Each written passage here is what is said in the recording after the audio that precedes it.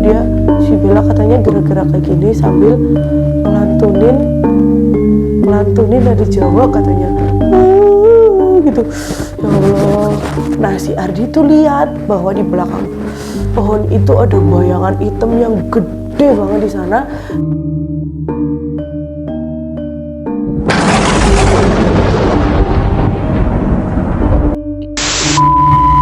Selamat datang di ruang tengah cerita horor. Nah, kali ini saya akan menceritakan kisah-kisah dari teman-teman yang udah nge-DM kita di Kreasindo Karya Media tentang pengalaman mereka ketika mereka sedang mendaki di beberapa gunung yang ada di Jawa Tengah. Tapi akan saya rangkum, saya ringkas, dan saya ambil yang menurut saya itu paling seram ya. Sebenarnya sih semuanya seram, tapi mungkin kali ini yang menurut saya lebih wah gitulah ya. Ini ada pokoknya, dia nggak mau disebutkan namanya, tapi ini diceritakan dari pengalamannya sendiri ketika ke Gunung Slamet. Cekidot.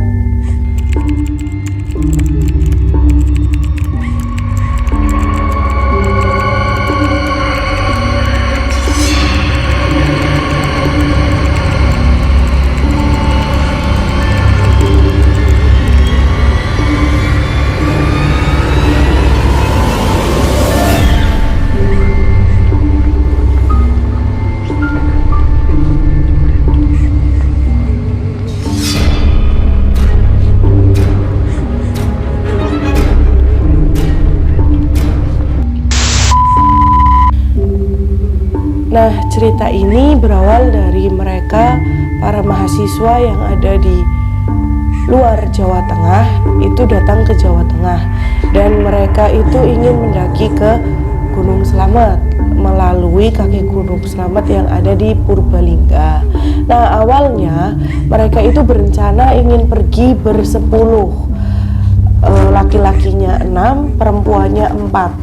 Tapi ternyata pada saat hari H, salah satu teman perempuan mereka ada yang tidak bisa ikut. Jadilah sangat terpaksa mereka harus tetap berangkat karena sudah booking kendaraan, sudah booking tiket, udah intinya booking hotel juga, udah prepare banyak lah untuk pendakian ke Gunung Slamet. Akhirnya mereka hanya berangkat ber-9, laki-laki 6, perempuan 3. Nah, pada saat mereka berangkat dari Bandung itu sekitar jam 7 malam. Jadi kalau nggak salah nyampe di Purwokerto, itu stasiun Purwokerto sekitar jam 12 atau jam berapa waktu itulah ya, mereka lupa. Yang pada intinya itu nyampainya itu siang hari, hampir ke sore. Mereka itu nggak langsung berangkat, nggak langsung ke pendakian, tapi memang singgah dulu ke hotel untuk istirahat 1 hari. Itu mereka ber-9 masih tetap menyewa hotel kebetulan di Purwokerto. Itu belum ada kejadian apapun dan belum ada kejadian janggal yang bikin mereka itu bertanya-tanya pada saat itu kan. Nah, sampai berjalannya waktu, tibalah keesok harinya sekitar jam 4 pagi mereka itu prepare dari Purwokerto ke Purbalingga.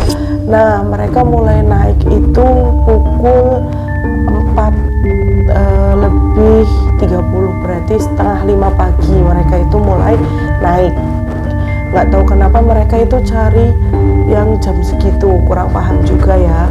Nah, waktu mereka berjalan itu sudah diingatkan oleh penjaga atau yang ada di pos selamat itu di pintu masuk.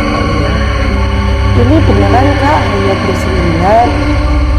Mereka jawab, iya maaf karena kami memang tadi berencana ber-10, tapi kebetulan teman kami ada yang berhalangan hadir, jadi kami ini izin ingin naik itu hanya ber-9 katanya.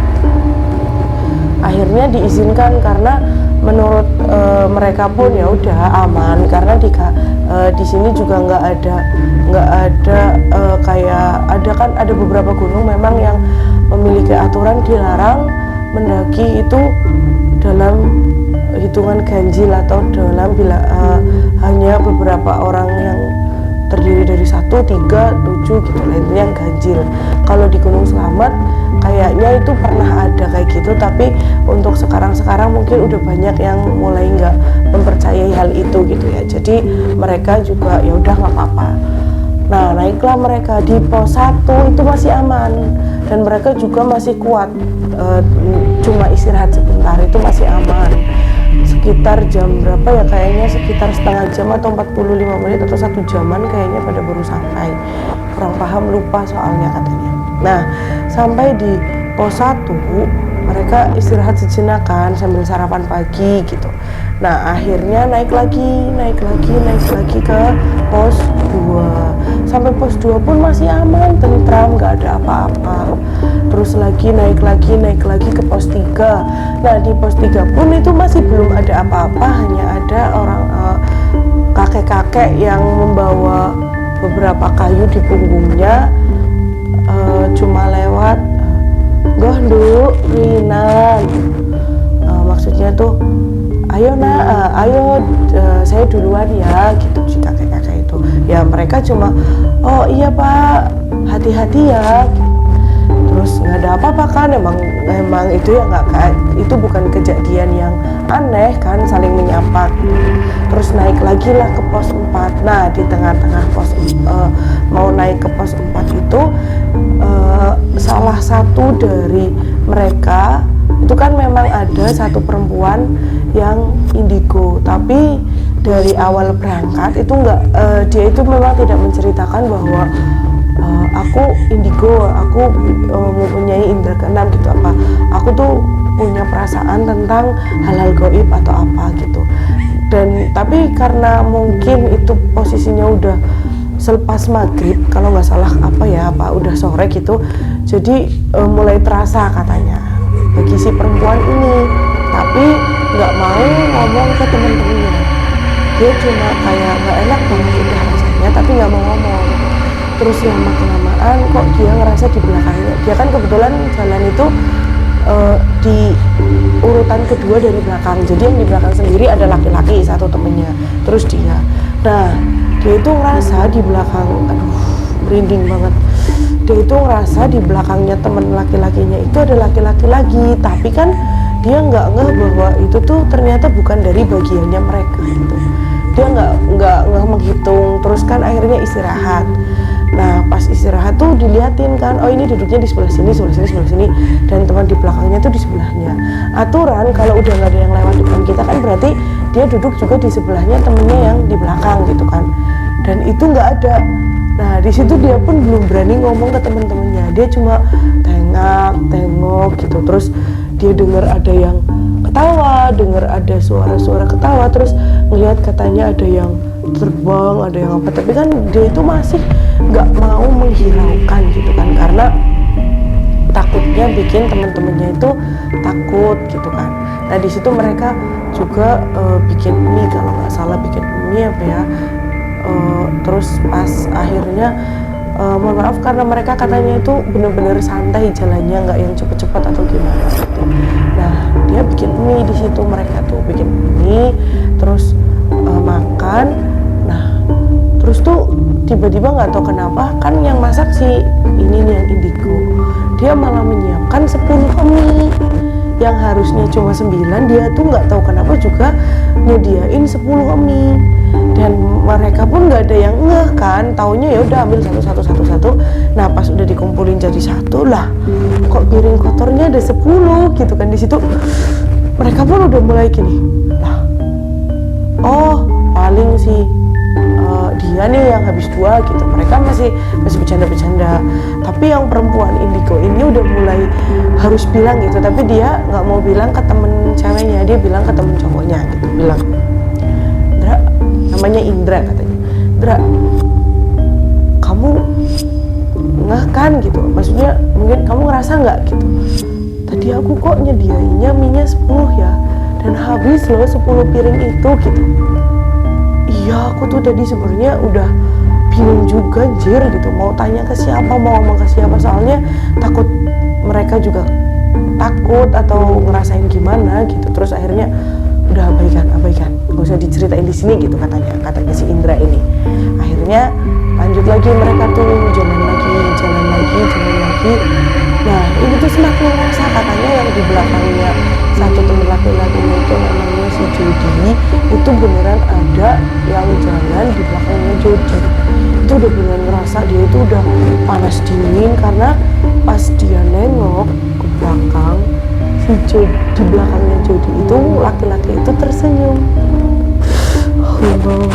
Itu bener-bener bikin dia itu langsung lari cepet banget ke depan tanpa menghiraukan temen-temennya gitu. Si cewek ini namanya itu Siska, disamarkan semua ya guys. Terus Indra, terus Jody sama yang lainnya manggil, sis kenapa lu gitu kan. Terus karena mereka juga jadi takut, akhirnya mereka semua akhirnya tuh lari. Nah sampai ke bukan pos katanya tapi kayak garduk atau apa, mereka duduk di sana. Jangan cerita di sini ya, please ya, jangan cerita di sini, kita nggak mau bahas di sini gitu katanya si Siska. Aku nggak mau bahas di sini, tapi intinya aku tadi lagi ngerasa takut aja gitu katanya. Itu akhirnya belum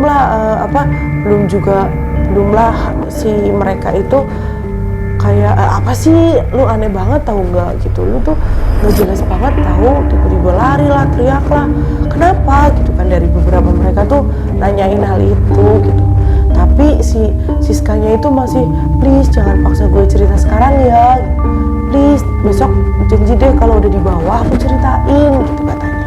Ya udah mereka nggak menghiraukan kan.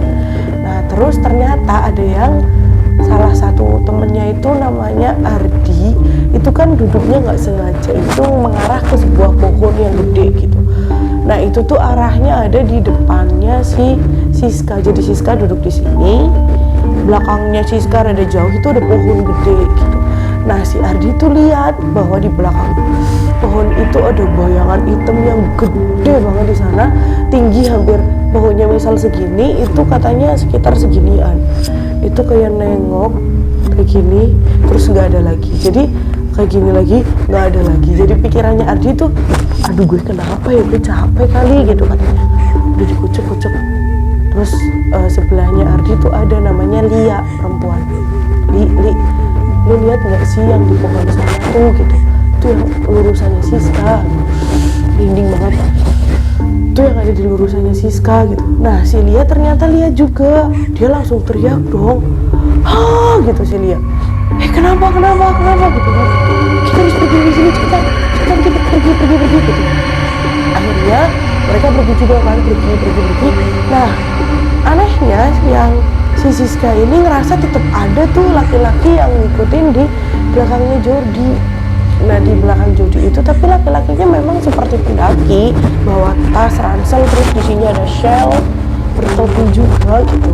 Tapi memang rada pucet mukanya, itu bukan salah satu tim dari kita. Iya pun misal dia itu pendatang atau orang lain, harusnya kan ngobrol atau semua orang juga lihat kan. Dan ini tuh enggak, beneran cuma si Siska yang lihat gitu katanya. Nah terus pas lari itu nggak ada yang mau cerita juga. Nah terus tiba-tiba tuh di pertengahan jalan ada perempuan satu lagi kan perempuannya 3, Siska yang indigo, Lia yang lihat bayangan hitam, satu lagi Bella. Nah si Bella tuh tiba-tiba diem aja, Bel buruan Bel, Bella buruan gitu. Dia malah diem aja kayak gini. Terus tiba-tiba tuh si Bella katanya gerak-gerak kayak gini sambil ngelantunin nada Jawa katanya, gitu. Ya Allah, merinding. Itu bikin semuanya langsung terkejut dan rasa kaget. Anjir Bel, lu kenapa gitu katanya. Yang lain-lain juga ya, Bel kenapa Bel kenapa. Si Siska itu tahu bahwa ada salah satu penari atau perempuan cantik memakai selendang memang yang ada dari tadi di belakangnya si Bella, tapi nggak mau ngomong karena takut Bellanya ketakutan duluan atau gimana. Tapi ternyata udahlah, masuk dulu ke Bella gitu. Nah si perempuan itu pas masukin si Bella itu bilang, ngopo merene gitu, ngopo merene gitu. Terus ngapain kesini, awakmu kuwi ora suci merene getihmu nggo brambalan akeh makhluk. Brambalan itu nggak tahu deh, kayaknya intinya darahmu itu untuk rebutan banyak makhluk. Jadi tuh ternyata si Bella itu head pada saat di pos kedua, karena sebelumnya itu nggak head, tapi pas di pos kedua dia itu sempat untuk membawa pembalut dan ternyata dia itu head hari pertama. Nah di situ kan bingung karena di antara si siapa namanya kayak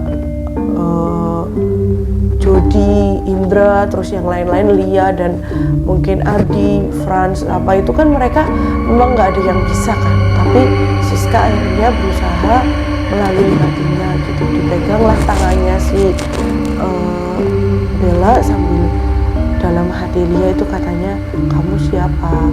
Kami di sini tidak mengganggu, kami di sini hanya ingin menjelajah keindahan alam yang diciptakan oleh Allah gitu.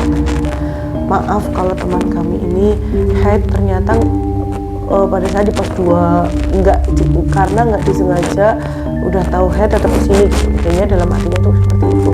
Saya janji teman saya akan saya jaga, nggak akan berbuat aneh-aneh di sini. Terima kasih sudah mengingatkan. Mohon ya jangan ganggu teman saya gitu. Jangan masuk ke tubuh teman saya. Ya Allah, merinding banget. Terus ini merinding banget. Terus akhirnya si Bella itu pingsan karena mungkin keluar ya yang ada di dalamnya. Nah pas sadar si Bella itu minta maaf ke semuanya. Maaf ya guys, aku tuh nggak berani ngomong kalau tadi di pos 2 aku tuh haid gitu, aku tuh udzur menstruasi ya gitu. Nah akhirnya udah nggak apa-apa, kita harus baik-baik aja, kita harus tetap bersama ya. Jadi memang ini nggak cuma 1, 2, 3 atau 4 ya guys, banyak banget. Kita itu nggak cuma bersembilan di sini, tapi banyak. Mungkin perempuan tadi itu lebih melindungi kita gitu, lebih mengingatkan bahwa banyak yang ingin Bella karena Bella lagi head gitu. Nah akhirnya karena udah nggak baik keadaannya di situ, akhirnya kita mendirikan tenda. Mumpung, maksudnya kenapa kita pilih tempat di situ gitu katanya, karena di situ yakin ada beberapa makhluk yang menjaga kami semua gitu, termasuk ya udah pasti Allah ya, dan beberapa juga ada yang baik di situ kata si Siska. Akhirnya mereka mendirikan tenda lah di situ gitu kan. Nah kan karena bersembilan harusnya tadinya kan mau tidurnya berdua-dua, ini jadinya kita cuma mendirikan 3 tenda. 3 tenda itu yang perempuan jadi 1, terus yang laki-laki dibagi 2 gitu. Tapi ternyata pas karena laki-lakinya kan berarti tidurnya berempat dan bertiga. Nah pas bertiga itu bertiga sama bertiga ya maaf. Terus salah satunya itu yang bertiga itu ternyata ada yang lihat bahwa mereka itu tidurnya berempat. Si Ardi itu shock pas bangun, dihitung kan, lah itu siapa gitu. Dia itu madepnya ke pojok gitu, jadi nggak ngeh ke pojok, tapi sarung gitu, pakai sarung, pakai jaket gitu, bener-bener kayak pendaki. Nah itu siapa gitu. Nah terus itu udah pagi guys, udah sekitar jam 5 kalau nggak salah. Nah tapi kan banyak yang belum bangun. Si Ardi bingung, siapa ya? Oh mungkin si antara siapa dari tenda sebelah tuh pindah gitu. Ardi keluar lah, ngecek satu-satu sambil bangunin teman-teman. Terus anehnya loh, kok lengkap?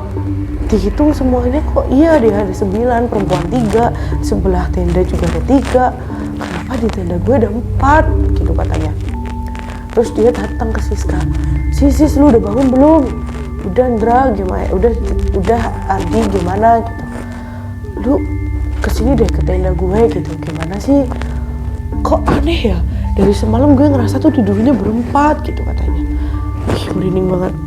Jadi tuh kirain antara yang ada di tenda Jody itu pindah satu ke tenda gue, ternyata kagak.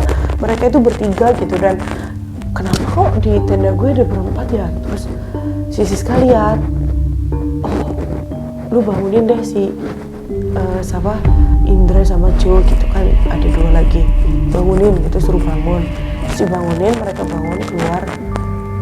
Terus si Joe sama si Indra itu nggak tahu bahwa itu ada orang. Ternyata yang ngerasa cuma si Ardi itu. Ardi dia sebenarnya peka gitu.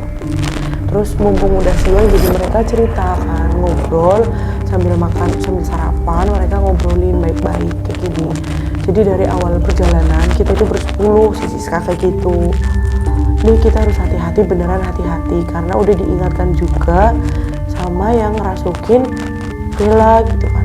Kalian nggak boleh takut ya, kita nggak boleh takut, kita harus tetap berdoa menurut keyakinan masing-masing gitu. Kita harus menjaga diri kita masing-masing gitu. Nah, nggak taunya tiba-tiba tuh tenda yang tadi ada orang itu tuh udah nggak ada lagi gitu loh, setelah si Bella itu ngajakin doa bersama. Karena Bella takut si Siska sebelum itu tuh Siska ngajakin doa bersama. Setelah ngobrol bilangnya kita doa ya buat keselamatan kita dari berbagai macam hal. Padahal si Siska itu ingin mindahin orang yang ada di dalam tenda itu, suruh pergi gitu. Nah, akhirnya berdoa bersama, mereka melingkar, tangannya saling berkepal, saling berdoa gitu. Ada berapa menit, 1 menit kayaknya apa 2 menit mereka selesai berdoa.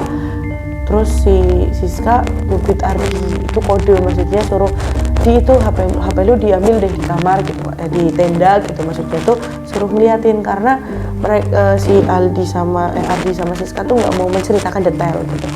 Nah, Ardi ke tenda tuh ternyata iya emang udah nggak ada. Terus di situ mereka langsung bergegas, akhirnya mereka turun perlahan-lahan. Nah, si Bella itu di tempat yang sama, maksudnya baru berapa langkah dia kerasukan lagi. Dan ini sama kayak yang tadi, yang malamnya itu ngerasukin Bella, tapi dia bilang kayak gini, "Duh, jaga masing-masing awakmu, dewek-dewek yo gitu. Ojo ngasih ono sing lepas siji wae.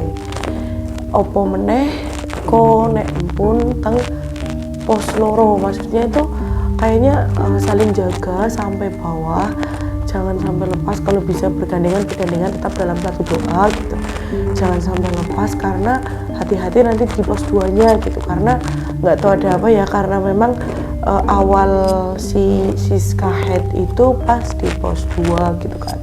Akhirnya mereka turut onje ngapunten, kami pamit kayak gitu. Si Siska, kami mewakili teman-teman juga minta maaf gitu. Terus akhirnya minta maaf, keluarlah. Dan kali ini Bella itu nggak pingsan, cuma gitu kayak ambil nafas sedikit aja gitu. Terus nanti mereka jalan turun.